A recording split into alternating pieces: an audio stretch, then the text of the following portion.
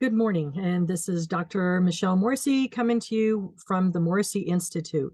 And today we're going to talk about the difference between EMD, EMD little r, and EMD big R.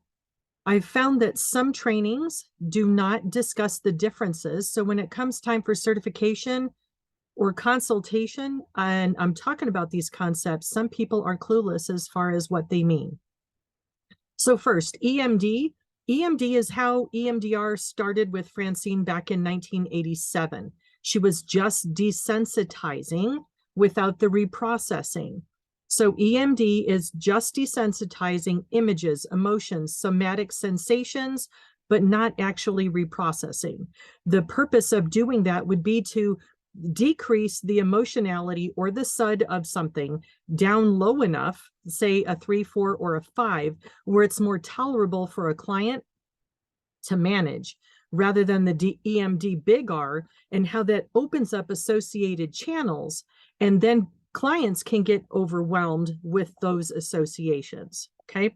EMD little r does not open associated channels. You are reprocessing on that target only. So the words you would be using aren't let whatever comes up with it to come up with it. I want you to notice what comes up in this moment, or notice this, and you're keeping it drilled or honed in on this specific target or part of a picture. Okay. EMD big R, we're all aware, is the reprocessing. We are saying let whatever comes up with it to come up, which means all the associated neural networks can now open up, and that's how EMDr can generalize to other events or targets. And that's part of what makes EMDr quicker, is that you can connect to the associated channels and like increase the processing of events.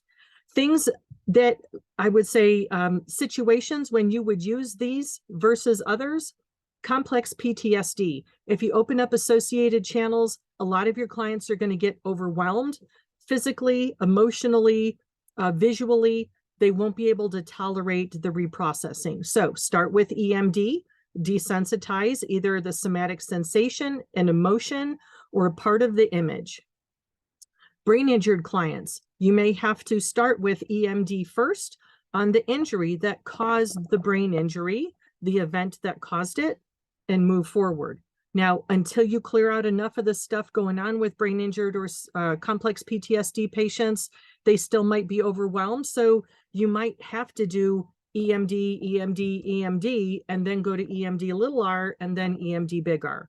So everything is kind of a depends on. It depends on the client, depends on the patient, depends on, okay?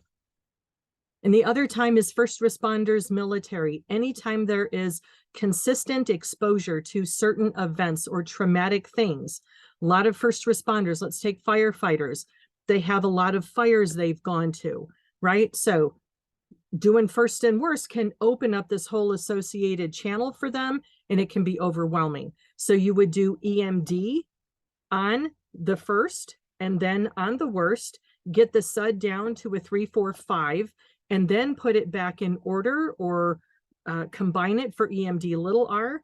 And if they're able to tolerate that, then you can go to EMD big R. You can segue in between all three fluidly. You can do EMD, next session return for EMD little r or EMD big R. If you have any more questions, please reach out to me. Subscribe to my channel so you catch all the new videos and topics I will be covering. I hope you have a wonderful day, and this has helped in a very small way to answer some of those questions about what's the difference between EMD, EMD little r, and EMD big R. Have a great day and keep on healing people.